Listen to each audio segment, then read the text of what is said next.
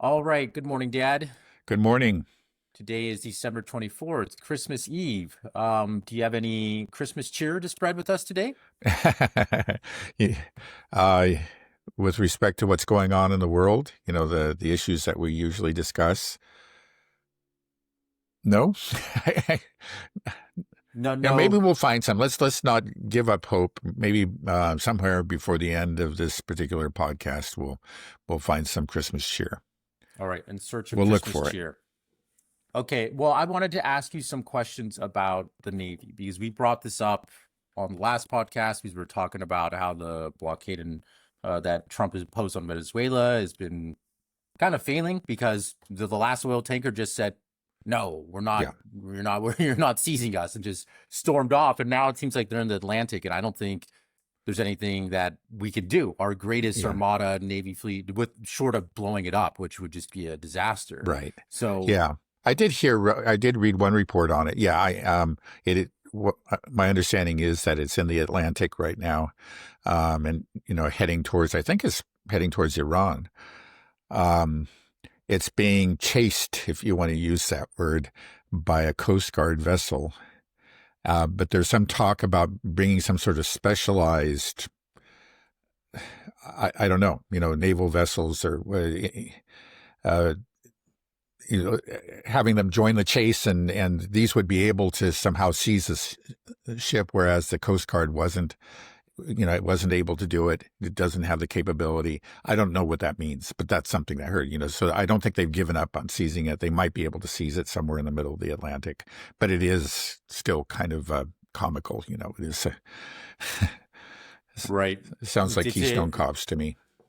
right. It's embarrassing. We'll see if they do seize it. I mean, as it gets closer and closer to Iran, I mean, eventually we're going to have to give up the chase, right? Yeah, well, and the fact is that Iran. This is not the first uh, tanker, associated with Iran that has been seized. I mean, it hasn't. This one hasn't been seized yet. But if they do seize it, it won't be the first. There have been several, and it's something that Iran has dealt with over the course of years. It's not just with the Trump administration, but with previous administrations as well.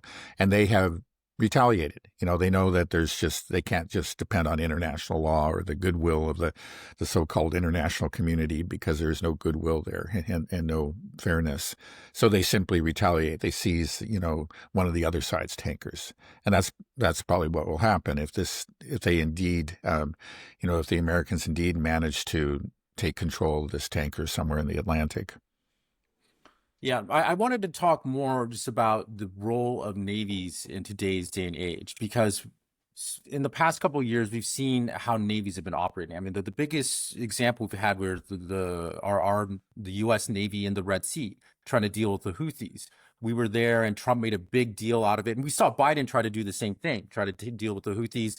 And what happened is we ended up losing like three F-18s. A aircraft carrier had to take an evasive maneuver, was nearly hit. We lost something like 15, 16 Predator drones or even more. I forget. The whole thing it didn't work. We had to turn tail and run. It was an embarrassment for the U.S. Navy. And Right. we were seeing here in the Venezuela oil blockade, what can we really do? And we've talked also about that Russia is going to need to take Odessa, and Odessa's right on the coast. And will they use their navy? Because the whole point of like Crimea was this is their only warm water port. And Mhm. but then you just see in this day and age, what our navy's going to be able to do. And you said that they probably won't use their Right. navy to try to take Odessa No, because I don't think that's going to happen. And if I reflected further on it, the more I thought about it, the less likely it seemed.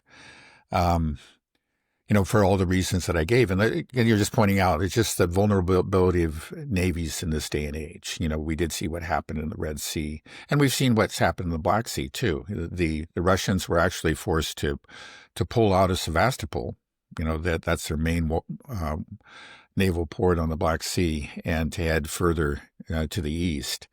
They still have a navy. They've lost a couple of ships, including some very important ones, the Moskva early in the conflict. That's one example.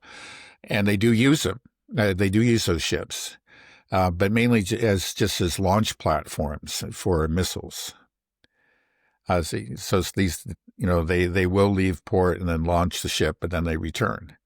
It's just, the new technology has put a number of the, let's say um, what used to really be the backbone of military force, these tanks, naval vessels, and aircraft too, fighters and bombers. They have put them all at risk. They've made all of them very vulnerable. It's not just drones, but it's also the advances in missile technology, advances in air defense.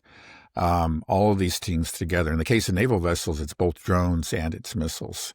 They are very, these are very, very expensive pieces of equipment. You're talking about tens, hundreds of millions of dollars, billions of dollars in some cases, and they're vulnerable. They can be sunk by drones that may just be tens of thousands of dollars, or a missile that might be, $500,000. That's what we're looking at, and so that just doesn't make sense. You just if you sit down and you look at the pieces you have on the board, you say, well, I'm going to move these pieces back. This isn't, and that's what's happening. So yeah, going back to Odessa, yeah, just navies in general in this day and age are much more vulnerable in the past. But even in the past, let's just pretend that World War II conditions are still in force, and we have, you have a navy still. A landing, an amphibious landing has always been, one of the most difficult maneuvers in war, and it's always been costly. And we can think of some of the amphibious landings in World War II, both in the Pacific and then of course D-Day. That's the one that I think everybody's most familiar with. So you could say those succeeded, but at great cost. And the U.S. had a huge number of amphibious ships. Now, one thing, Russia has a navy, but it's relatively small. And then in general, they don't have a military that is geared towards power projection. Neither does China, for that matter. China has a much larger navy, but they, again, are not. I'm sure they have amphibious ships too, because they're thinking about Taiwan. but they still are. They're not geared towards power projection. They actually are geared towards defense. Protecting their own territory and their near abroad. The U.S. is the one power, it's the imperial global power that is, that does have this power projection capability. So anyway, Russia doesn't have much in the way of amphibious ships. It just didn't make sense for them to develop that. So even if, and I would say even if they did, I think they would be very reluctant to use it. I mean, it would have been costly even prior to this technology, but with these new technologies, it just would be suicidal, I would think. But more than that, let's just pretend that they actually managed to establish a beachhead through an amphibious landing, at Odessa. Let's just pretend that, for argument's sake, that they did it, they pulled it off. They now have a huge problem with logistics, because they have to supply this beachhead. It may take weeks, months, who knows, for it to really expand to the point. Or even more, they're a good distance from the territory they control now, and we've talked about that, how long it might take for to establish some sort of corridor by land. To actually approach Odessa from land that's a very difficult task. So this beachhead would have to be supplied for a long period of time, and again, and this is in a day and age where where ships are very, very vulnerable. They have to be supplied over the water. So I just can't see them doing it. Let's think back to 2022. The Russians withdrew from the Kherson region, from the territory both north and west of the Dnieper. They withdrew back across the river. Now that happened not because they were losing. Actually the Ukrainians were conducting an offensive, but it wasn't going very well. They had made some gains. It was similar to the summer offensive of 2023. They had managed to get bits of territory here and there, but at tremendous cost. And the Russian lines in general were holding. But why did they make this decision? I think, most analysts agree it's because they were concerned about their logistics. The Ukrainians were destroying the bridges across the Dnieper, and the Russians saw that and they said, "Okay, we can have these forces here, but we need to supply them, and they could be cut off, from our logistical system." And this is something that we can't let happen. So we're just talking about a very small water barrier in comparison, but that presented a real problem to the Russians. They looked at that and said, we need to pull back across. So I just don't see, an amphibious landing happening. I just don't see it. I would be, unless things have changed so, the Russians are a lot stronger. I only could see it happening at some point farther along where the Ukrainians are so weakened and the Russians are already starting to approach Odessa. Maybe at that point it might make sense. But right now, I would just be shocked if the Russians attempted that. So If they you think attempted, it the might just be a diversion. I don't think they would be really serious about trying to establish a beachhead there. so you think that the era of these large amphibious landings, D-Day type of invasions, that's over. That's not how it's going to be done anymore. Like, Yeah. because Well, there may be cases where it has to be done. I'm just thinking about China and Taiwan. I was going to say, Yeah, how do you take it's just Taiwan? right. But I'm sure that the Chinese are aware of these challenges, and but they have a lot of time to prepare for it. They can actually, maybe just by taking control of the skies for one thing. But that's pretty true of what the Russians have. They have this air superiority.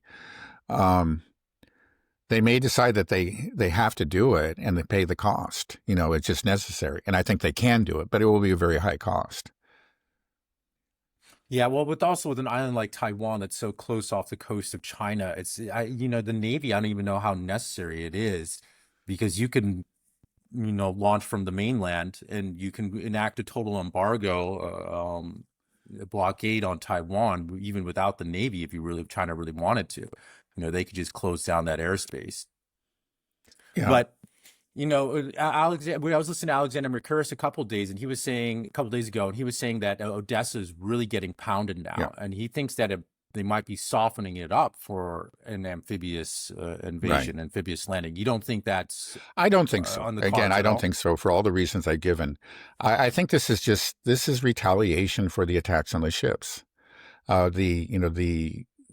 When the Ukrainians started to go after civilian vessels in the Black Sea and elsewhere, Putin, responded very quickly. This is kind of the new Putin. I think he's just given up on on appeasement or negotiation. He said, this is unacceptable and we're going to retaliate. And very quickly they did. There are a lot of times where the Russians claim to be retaliating. We're doing this because of an attack on our energy infrastructure or whatever, so we're attacking yours. I actually find those claims hard to believe. I think that they probably were going to go ahead with those attacks anyway, and they decided just to frame it in those terms. But this seems clear to me that this was the real retaliation, because they have held back. They clearly have held back on attacking in civilian vessels in the port. There have been some attacks, but few and far between. On I think vessels that clearly were unloading military equipment. But it's been a long time since there's been anything like that. Now they're just really pounding Odessa, the port and the city and the bridges to it. They are just rendering Odessa useless as a transportation hub. And Odessa is a very important transportation hub for the Ukrainians. Something like, a very large percentage of their imports and exports actually go by sea and not by land. It's just a more efficient way to do it. And the Russians are making this, very difficult. My understanding is that they've rendered like half of the port inoperational right now, and then the attacks on the bridges nearby and just on the energy infrastructure is just going to make it very. Trains can't come in. Even if you have the port working, the trains can't pick up the goods. They are basically shutting it down. And that, I think is just a response. You say, okay, you're going to try to shut down our lifeline, through these tankers on the Black Sea. Well, you think you can do that well, I'll show you what we can do. We're going to shut down Odessa. I think that's what's happening. What happens when Odessa shuts down? Well, is that a critical blow Yeah, it to is. It's just like, Ukraine? because basically, as we know, the Ukrainian economy is already on life support, and that's why they have to have these huge so-called loans, which are not really loans, that everybody's been talking about recently, just to keep it going, because they just don't. They don't. The economy is in such truly is in tatters, unlike the Russian economy, and it doesn't provide enough to really keep the government running, and there's not enough to support the military, of course, and just to keep life going there in Ukraine. But there is still an economy. They still have these cash exports, the commodities that are often, are exported out of Odessa, and they do get a certain amount of cash. Well, and that, which means that, okay, it's not enough, but it does reduce the gap, the shortfall. But if they lose this, it becomes huge. So they were already looking at this fiscal cliff. You could see how the Europeans are scrambling to try to to meet the shortfall. If the shortfall grows, by another few tens of billions of dollars, which could happen as a result of Odessa port shutdown, then you may find that the Europeans just can't do it. I mean, so it is a very serious challenge that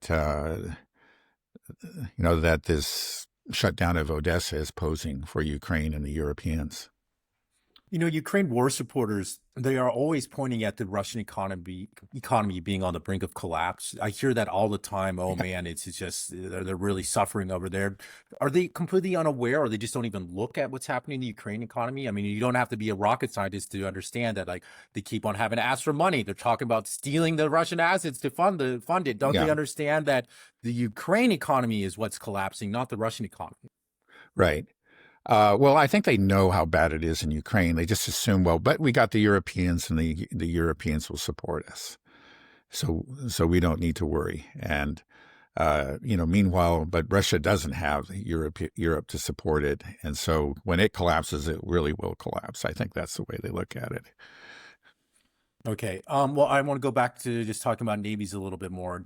I just, the more I think about it, I just feel like surface fleets are really just becoming more and more obsolete. They're just big floating liabilities. What role does, these vessels really play in today's, modern warfare?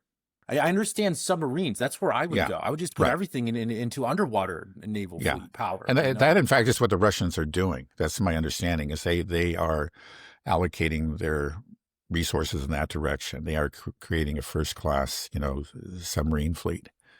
Well, then they have that new nuclear torpedo as well that can just float around the bottom of the oceans forever, and it can cause a nuclear tidal wave and just right. Well, yeah, I mean, that's another Coast. example. Like that could just take out an entire fleet, just one of those nuclear drones. Right. Yeah. So, no, I agree. what are we doing? Maybe I'm wrong, but it seems to me a mistake to continue constructing surface vessels in any great numbers. I think there's a limited role for them, but at the present it looks very limited to me. Again, it's like tanks. Maybe we'll see at some stage in this war tanks being used in a significant fashion, but tanks have virtually disappeared from the battle lines because they're so vulnerable. It's actually you see soldiers on both sides, using much simpler vehicles, motorcycles, for example, or electric bikes and shotguns, or these cars that have had doors stripped from them. And the point is that you need to get out. You don't actually want to be enclosed in a metal shell. It doesn't, that's the last place you want to be, because it's going to be, the drones will find you and they'll strike you, and then you're going to just bake inside there. It's an awful way to die. But you can see the drones coming. And if you're well, first of all, when you're on a motorbike, you're just one person, and there can be, a dozen of you guys, and the drone can't get everyone. There's 12 separate targets, but all of you are crammed into one APV, all 12 of you, then, it can focus on that and take you out, and you all, die, or a large percentage of you die inside that APV. But then with the cars that don't have the doors, it's just like you see them coming. Okay, the driver slams the brakes and everybody just bolts. Leap off the car. I've seen those videos. I see those videos. Everybody just scrams, and then so that's. I mean, just look at that, and now just take that and put that on the water, and really, that's what we're looking at there too. I mean, it's not just aerial drones, but surface drones and even submersible drones, and. Yeah, I don't understand, actually. It seems to me, some people have said, well, okay, there still must be a role for me, because look what the Chinese have done. Because the Chinese have churned out so many. It's true. And, maybe the Chinese have figured something out, some way to protect them. But there's all this talk, we've been in this war has gone for 4 years, and we've seen what the tanks have done. We've all seen these great, rolling sheds and these tanks covered with bristles and, all kinds of really wild decorations. And still, it's not, those things help, but they don't seem to solve the problem. And I don't know if the Chinese have the technology to protect these, their surface vessels. I rather doubt that they do, to be honest. Maybe they're just focused on Taiwan, and they'll say, okay, yeah, we know we're going to lose. This is going to be costly. We're going to lose a certain number of these vessels or whatever, but we need to just overwhelm them. And that's part of the plan. I don't know. But it seems to me the days are numbered. There really is not much of a role, unless there's a new technological revolution that improves the defenses of these surface vessels. Yeah, I mean, I don't think you can. I mean, unless there is some type of massive EMP thing that can take out all drones, because it's just it just comes down to the volume. You can fire just thousands of drones that are super cheap and overwhelm any type of air defense. And then it's even more vulnerable when we're talking about the Navy, because they're on the ocean. It's like you can't jump out of your boat, like you're doing the cars here. So it just. Right. I just do feel like it's so obsolete. But then I hear this announcement, like France just announced that they're going to be building a new aircraft carrier. It's like, well, okay, why? You guys are out of money already, and then you're going to build. What are you going to do with this aircraft carrier? Yeah, really, why? Why, especially France? You understand, at least theoretically in the past, there was a reason for, the U.S. to have aircraft carriers. It was force projection. But we saw that evasive maneuver that one aircraft carrier took in the Red Sea in fighting the Houthis, the poorest country in the Arab world. So, yeah, I don't know what France is doing. I don't know really why anybody is building an aircraft carrier now. Yeah, that's because the aircraft carriers are what? They're like $10 billion, $11 billion. They're just, and just a few well-placed anti-ship missiles, and it goes to the bottom of the sea. It amazes me, because we saw what happened in the Red Sea. We saw that, or we had to turn our aircraft carriers around to get out of there before something disastrous happened, which it very nearly did. And this was against the Houthis, the poorest Arab country in the world. And now, and you just think about, your military leaders in the West, they have to be aware of this. They take a look at this, and how does the decision to be like, okay, yeah, let's build an aircraft carrier? That seems like the place to invest. And it just everything I've seen the West operate strategically has just been so backwards. And I assume that, we spend $1 trillion on our military. We got to have the brightest minds there. And then we look at like the 2023 offensive in Ukraine, where they just announce it in advance and let's just plow straight through into these Russian fortifications and the Russian line of defense. It just, maybe they don't understand, or maybe they're Yeah. just they're living in World War II. They've just watched too many World War II movies. I think that's really what's happening. And the same thing you just heard, Trump, he has announced the Golden Fleet, Yeah. this new class of battleship, the Trump class battleship. I just was reading an article about it this morning. I'll just read a few excerpts from CNN on it. This is what Trump was saying. Okay, they're fitted with guns and missiles at the highest level, hypersonic weapons, electric rail guns. First of all, we don't even have hypersonic weapons, so I don't know. Cruise missiles and the most sophisticated lasers in the world. The new battleships will be the largest ever built, Trump said. All right, they will each weigh between 30,000 and 40,000 tons, he said, and will be built in the United States, and they'll be very AI controlled, he said, without explanation. So it just buzzwords. It honestly sounds what like my 4-year-old boy would say. I can make it the biggest, put lasers on it, and we'll put, these missiles, and just like, it's like a big toy. Yeah. But there's no, strategic thinking reality, and people just clap their hands like seals, and then they're like, yay, this is, hurrah, we're just going to blow tens of billions of dollars for something that is worthless. Right. Yeah. I don't think that's ever going to be built. But building an aircraft carrier, maybe it's not 4-year-old level, but it's still close. It's just, I don't see that it makes sense. I really don't. That's just a huge misallocation of resources. I think that a lot of this goes to, institutional inertia. There are whole institutions that have been built up around aircraft carriers and so on. And this is what we do. This is what's always worked. This is how we make our money. That's there too.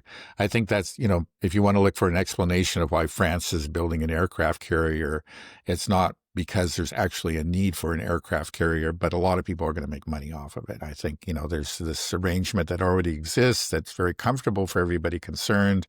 You have there will be a few naysayers who are saying the kind of things that we're saying here, but, why listen to them? Let's build this and we're all going to, benefit from this. Yeah, I just surprises me, because if they're talking about being in this existential conflict with Russia. I mean, that's how Western Europe's taught. So like, we are basically at war with Russia, and we have to prepare for war with Russia. And they have been watching this war for the past, how many years has it been? Are we 4 years now? Yeah, close to 4 years, right? So and this is the decision they make. It's like, what are they not paying attention to? Why are they attempting to allocate resources to something that might actually help them in a conflict? Right. It's like are they not aware? How does that happen, do you think? Yeah, no, it's a good question. Again, a lot of people have noticed this. They claim to be in an existential struggle, but then, first of all, you find that, some military budgets have gone up in some countries, but in most of these countries where the leaders are claiming that they're in an existential struggle and they expect to be at war with Russia within a very few years, they're still at around 2.5%. And that just doesn't, wait a second, the words aren't matching the reality here. So what's going on is that, are they just knowingly engaged in some kind of grift or, just political grandstanding? I think that's maybe part of it. Is, drum this, beat the war drums, get more money for the MIC, maybe also get your people to stop focusing on all the domestic problems, and put the blame on that, the scary Russians, whatever. I think that's some of it is probably calculated to some degree, but I think it's also just a function of delusion. They are living in this fantasy land. When I hear that, I'm actually reminded of my youth in Berkeley, California, a very leftist kind of place. And I remember from time to time, my friends and I and acquaintances, we like to say that we were really scared about, let's say, President Reagan. That was back then, that this was a step towards fascism. And then, this was really scary. And we would say that, and it would feel good.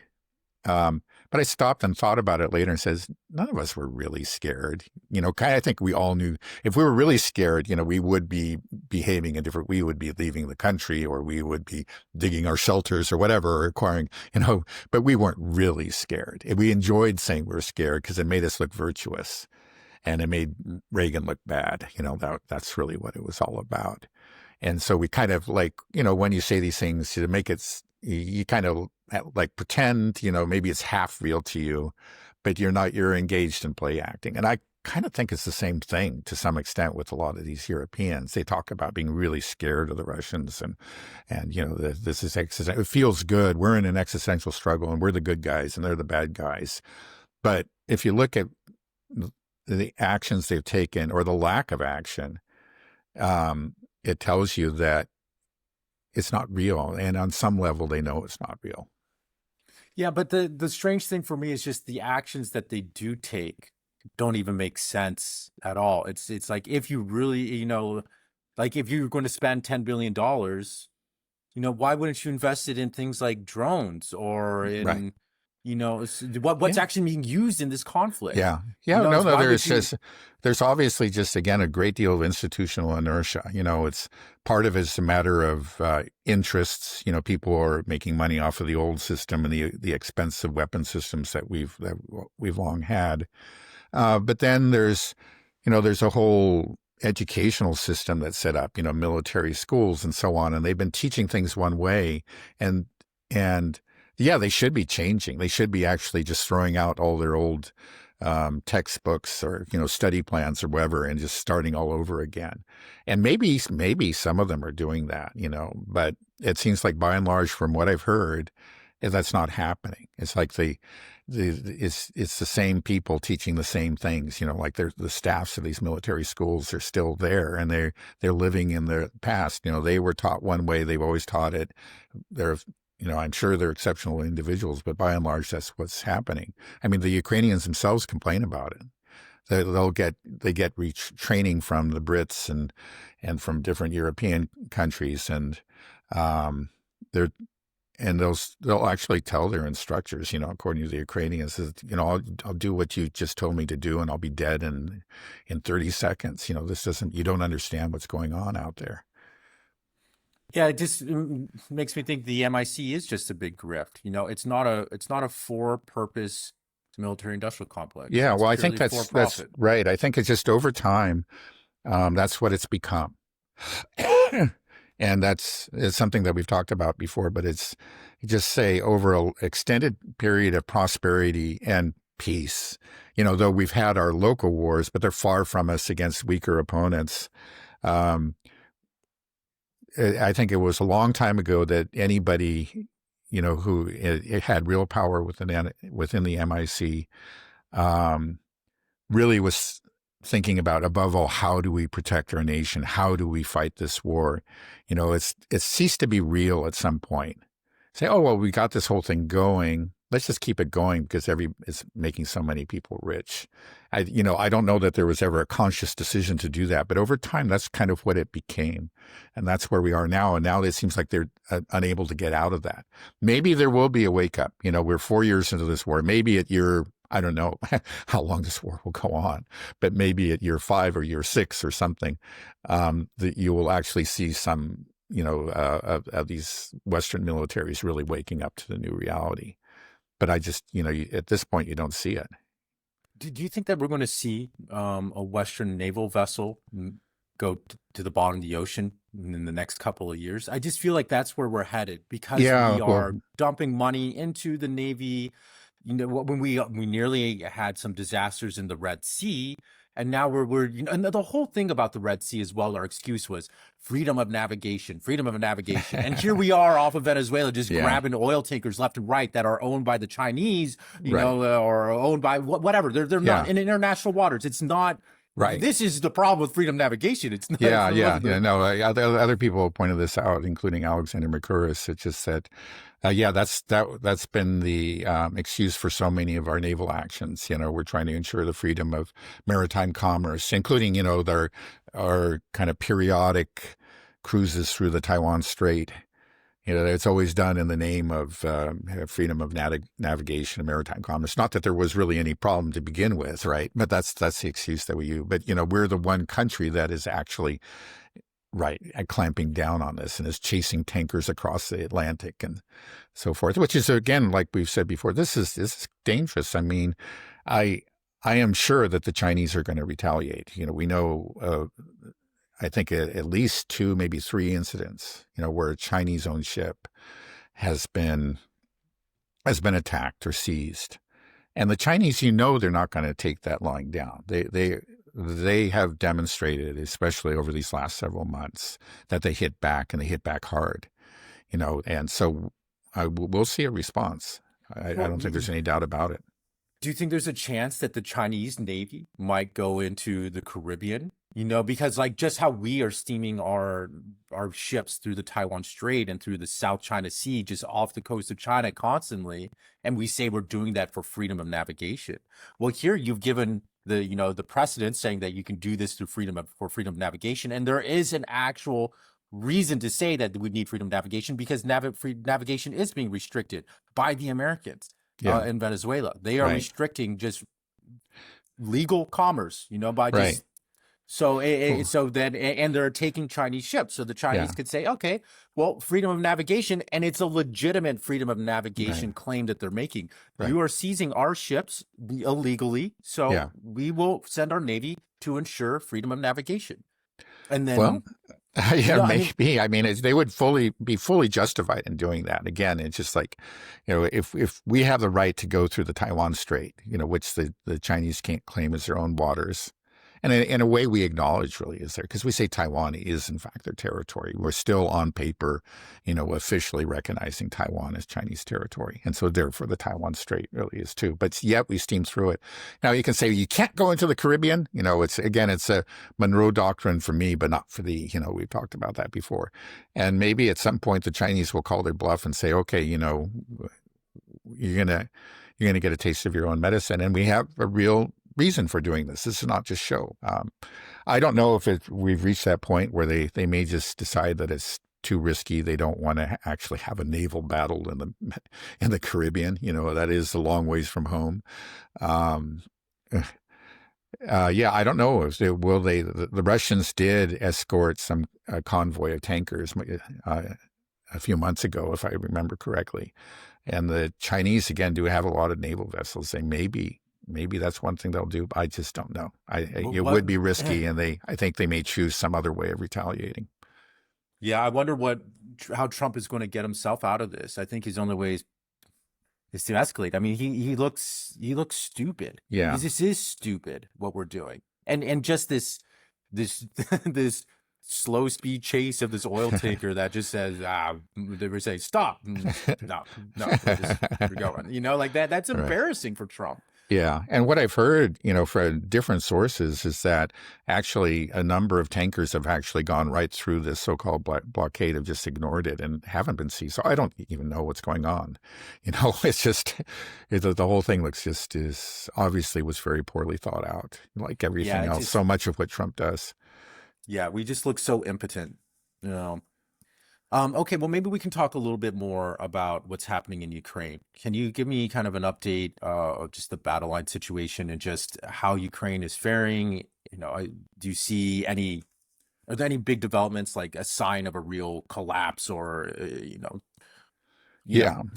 Well, no major changes. It's more of the same. The places where the Russians were expanding before, they continue to expand. And that's happening most quickly again in Zaporozhye and Dnipropetrovsk in the southern part. It looks like Gallipoli is going to fall very, very soon. And that's it's a big deal. After that, it will be Orehov. And then there's really nothing between these two towns and Zaporozhye itself. So we could see a really rapid advance. It just seems like the Ukrainians they're not putting up much of a fight down there. I guess there are enough drones that the Russians have to proceed carefully, but every day they're just taking villages, and it hasn't slowed down at all. the one place where the Ukrainians, I think, really have slowed the Russian advance, and actually to some extent, I think a rather minor extent, but to some extent have rolled it back, is in Kupiensk. Now, these Ukrainian claims, I think Syrskyi said the other day that they had 90% of Kupiensk under control. That's just total garbage. There's nothing like that. But it looks like they may have taken back something like 10%. What they did is, look, it's really remarkable. The line, their defensive line is undermanned, up and down the line. But they pulled some off from different places and threw them at Kupiensk. And again, when these counterattacks, you always lose a lot more men than when you're on defense. So the Russians, I don't think they really care, or they like to see these things happen. In the end, they know that it's to their benefit. There may be this temporary PR win that the Ukrainians are milking for all it's worth and are greatly exaggerating. But it's just, okay, you can have your PR win. We don't care, but we just destroyed another, one of your last viable fighting forces in this silly PR event. That's what we're going to see there. Now, one of the consequences of this PR event in Kupiansk is that, again, because the Ukrainians had to pull off forces, some parts of the line that weren't even moving before are now moving again, namely in Sumy, because I think they took some forces from the Sumy region where the line was stabilized. After the fall of Kursk, the Russians expanded pretty rapidly into Sumy, and then the Ukrainians panicked because, again, Sumy's on the road to Kiev, and sent some of their better forces there and managed to stabilize the line. But now they pulled some off from the region, and the Russians are where the line wasn't moving and starting to move again. And this is what's going to happen. The Russians are going to say, okay, yeah, we'll just see. They'll move it around, but they don't have enough. So we can always find a place where, where defenses are very thin and we can advance rapidly. And where they counterattack, okay, great. Those are where we can really attrit them, very effectively. And so I think, that's, by and large what we're looking at. Do you feel like the Europeans will be getting more involved as this gets more and more dire for Ukraine? I think there's a real risk of it. Again, it's just, we've been hearing the rhetoric. Rhetoric, when it's constantly repeated, sometimes has a way of becoming reality.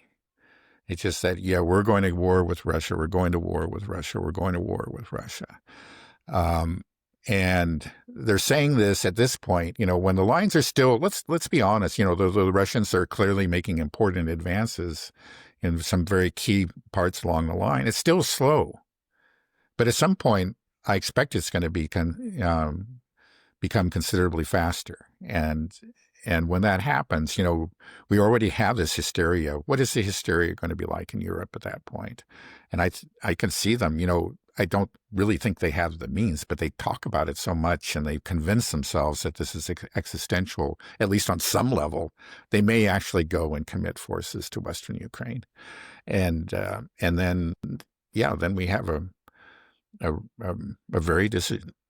very dangerous situation on our hands. I think it's more than likely, maybe 50%, that at some point that's going to happen.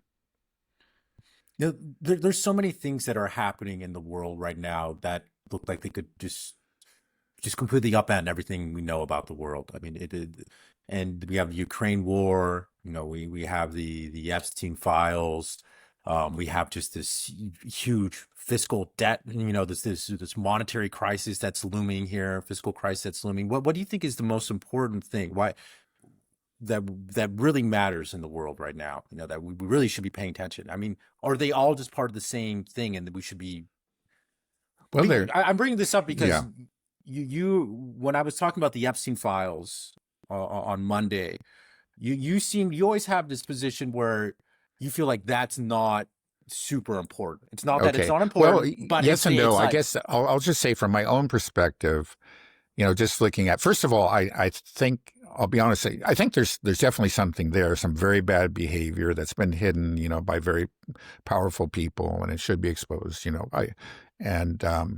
but I think it's also been to some extent exaggerated. Anyway, we don't need to go into that, but But that's the feeling, not just myself. Actually, I reached that conclusion by following certain people that were very, very good about the Russia hoax. Michael Tracy, Aaron Mate, Matt Taibbi. And okay, Michael Tracy tends to, he's the one who's done the investigative work. I think he tends to sometimes just go overboard on and become a little bit unbalanced. And I think he's become that way to some extent anyway on Epstein, where he's saying there's nothing there. I have the position that Matt Taibbi and Aaron Mate have, people for which I have profound respect. Both of them say that, they feel like they're starting to see something of like the Russia hoax, where there's some just hysteria that's based on nothing. But both of them say they feel like there really is something there. It's just that they are becoming concerned that it's become exaggerated. So I have that position, but let's just set that aside. Whatever, maybe it is as big as everybody says. I think that maybe it isn't. And then I look at the evils of the world. I think of the genocide in Gaza, hundreds of thousands of people dying in Ukraine. And it seems like those are the greater evils. But I understand that, again, like I was saying last time, it's domestic issues that really tend to exercise people to which they respond passionately. And it may end up being that Epstein, perhaps part of it is hype. Maybe none of it is hype. I don't know. But either way, the Epstein may end up having more of an impact on, the America's own future than all these foreign adventures do. Yeah, but I mean, the issue isn't that our politicians slept with underage girls. The issue is that they were blackmailed. And that this seems to be clearly a blackmail operation. It's not just a domestic issue. When we talk about just the irrational behavior of our country and people trying to say, why are we doing this? Why are we supporting the genocide in Gaza? It's tied to this. I believe that this is part of it. And so how can we even talk about these other issues when we don't even have control of our own government? When our government is... Well, that's part of the larger, question of, again, Zionist influence, which is very real. And I do expect that, part of what happened in connection with Epstein, I think there's no question that there were Mossad ties and there probably was blackmail. To the extent of it, I just don't know. I just think that I just see it as part of a larger picture. Say, I think that the Epstein is part of it, blackmail is part of it, but then there's just the things that we can see and know for certain too that are already really bad. That just the outright, purchasing of politicians. The control, the control of the media by Zionist forces and so forth. Which is becoming increasingly obvious in the recent past. So even if you took Epstein out of the picture, I think that's there, that is a big part of the problem. It is a place where domestic politics, I've said this in the past, actually, the question of Israel is a little bit different from any other foreign policy question. It's not really a foreign policy question. It has become so intermeshed with American politics that it has become to a great extent a domestic issue. And so that's... Yeah, but it just seems clear to me, and I think clear to most people, to anybody that looks at this objectively, that Jeffrey Epstein was involved in a blackmail operation. And so, if we want to really change U.S. foreign policy, I think this is the way to do it, is to put pressure on the Epstein stuff. And you just think, okay, maybe it's exaggerated, whatever. Then just... why is Trump trying to bury it? If it's not... No, I agree. We should... I'm for full transparency, and we should push there. And that, that's the beginning. Again, like we're talking about problems in Israel or in Palestine, really. If there's ever going to be a solution, I think it's really going to begin. I think the Israelis themselves are a lost cause. Israeli society has already gone over the edge. This is really... I think anybody who looks at it closely has reached that conclusion. Including the few Israelis themselves, who really have maintained their sanity and their humanity. I'm exaggerating. Even those people who have lost, I think have gone over the edge. They still have their humanity. I shouldn't say that. But anyway, I think, Israel itself is a lost cause. I don't think we're going to see any changes within Israel, that they're going to actually pull back from these territories. They are committed to this expansionist project. But but Israel is utterly dependent on the U.S. And if we could wake up, that can, more than anything else, could possibly save Palestine and save the Middle East, avert I these I terrible think wars, the possibility of the Samson option. Even then it's dangerous, because Israel, seeing that it's losing its support, may go to the Samson option. But the only hope I see is actually for a real change within the U.S. And I think it's possible. And it's partly possible because of Epstein, So yeah, I'm all in favor of putting pressure there. And it's just like, and if it's waking people up and making them think about, Zionist influence, it's great. I'm all for it. Yeah, I mean, I think it's more than just saving the Middle East, though. I think it's saving the world. I mean, if this comes out and it becomes clear that we have been our country has been blackmailed by a foreign country, Israel or Mossad, or to some extent, in the most heinous, horrific fashion with via pedophilia, then the whole empire loses legitimacy. It's just that's it. Right? It's just game over. How could you go around the world and say that you're some moral force when everybody knows that Yeah. Well, I think you from were the perspective of, again, most people in the world, it's already lost legitimacy because of Gaza. And I think that, again, that is the true horror. Now, I've noticed a lot of people like, Professor Morandi, they're continually posting about, different atrocities in Lebanon, the West Bank. We forget about those other places, but, the horrors, the Israeli ceasefire violations, ethnic cleansing continue in those places as well. But, especially in Gaza, he posts about it, but he also posts about Epstein. It's something that has caught the attention of the rest of the world. And for them, again, it's just like, okay, a country that's capable of supporting a genocide is certainly capable of the most extreme, let's say, version of Epstein. And so if people don't doubt that, again, the most inflated claims are true, then you can't blame them because of what we did in Gaza. It's just like, if we're capable of this, we're capable of just about any sort of, enormity. right. I mean, just think about the Mossad and the CIA. They specialize in entrapment. We've Yeah, oh, seen they it do. again and Right. again. What Sure. they do is they convince people like, oh, you really hate America, right? You hate we'll get you some explosives and we'll plan this all out. Remember that was it the Michigan governor? There was some kidnapping thing and Yeah. they arrested two guys. There was like 13 people. 11 of them were FBI agents. They got two idiots that they convinced to Yeah. do this. Something like that. Like that's the Yeah. level. And so Yeah. it Yeah. makes me, No, who it knows? happens a lot. It does, and I've heard, like, following September 11th, there was a real focus on the Muslim community, and for I think to some extent for just reasons. You can't. I think you definitely don't want to persecute. You got to be fair, but you would want to look at the Muslim community after that. There was this real fear.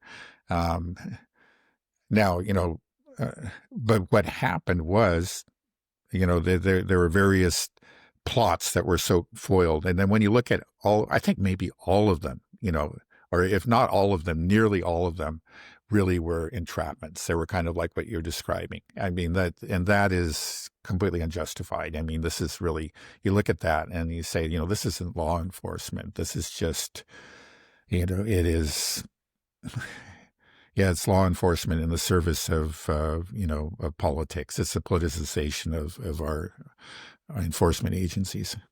Right. And so, I can see Mossad doing something like this type of entrapment. And, I'm not making any excuses for what these rich and powerful people did to these young girls. But I think the vast majority of these people would probably never have engaged in this type of behavior if they weren't encouraged in some way, put in that position, and and they make it seem acceptable or whatever it is, and convince you that, or what I mean. It's entrapment as well, and then they have you on video of doing something Mm-hmm. that's indefensible, that's horrific, and then they own you at that point. Uh-huh. But I think that this horror that has been that these rich and powerful people that they did to these little girls it wouldn't have ever happened if Jeffrey Epstein didn't exist, or much less, I think, Jeffrey Epstein facilitated this. I think he made it happen, and it's just so evil. It's so evil that this was done. And it Yeah. just makes me just think that, yeah, why was it done? It was done for control, right? It was done to have control. Right. And then Well, those kind of things happen. Yeah, I think there's no question about it. So yeah, but that's again, what this is. Don't you agree? right. Don't you Well, agree that's what Epstein was again, doing? I would be very surprised if there wasn't something like that going on. It just seems like you look at the island and the connections with Mossad, and All the testimonies, underage, all the videos, the constant redactions, the inability to. Well, so anyway, it all very strongly suggests it, you wonder about the redactions. You wonder about, again, I would be surprised if there wasn't something there. I don't know the extent of it, but I think there was something there. The kind of operation that you're describing, it's certainly a lot of things point to it. Very powerful circumstantial evidence. Right. I mean, the Ukraine war is changed everything, and it is showing that we no longer live in a unipolar moment. But I do feel like this Epstein thing is more than just a domestic issue. This is something that I think is destroying the legitimacy of the United States. It will bring down the empire. I think that if it's not that, or the fiscal cliff that we're approaching as well. But I think more than But again, we're talking about soft power, the different pillars. Yeah, all of them are wobbly now, and it's Epstein and the Gaza genocide. That's really really eating away at the base of that soft power pillar. Well, do you think we're at the point where this whole thing, the all pillars are rotten, just one good kick, crumbling down? Well, I think they're bound to fall. Look, in the end, all empires fall, and it just looks like we are in the final days of this empire. I maybe these final days will go on for another 10 years or something, but it may just be next year. I mean, there are a lot of signs, a lot of warning lights are flashing. We've talked about what will it be? I think it'll be a combination. It won't be any one thing. It's not going to collapse all at once. I have to say it's already taken some real hits. It's taken hits under Trump, because of his own behavior and the economic wars that he's tried to unleash.